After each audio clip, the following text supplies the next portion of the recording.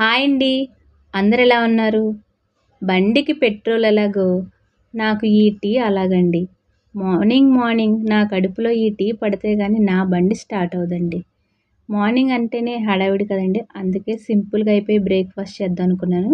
అందుకే సేమియా ఉప్మా చేశానండి. దీనికోసం మనకు కావాల్సినవి సేమియా, ఉల్లిపాయలు, పచ్చిమిరపకాయలు, అల్లం, కరివేపాకు, పోపు దినుసులు.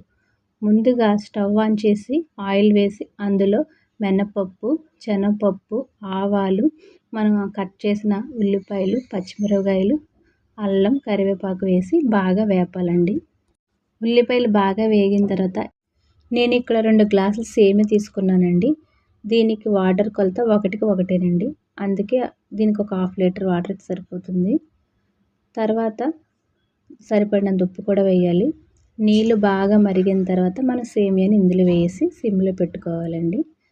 దగ్గరికి వాటర్ అంతా ఇంకిపోతే సేమియా రెడీ అయిపోయినట్టేనండి. చూడండి రెడీ అయిపోయింది. అంతేనండి.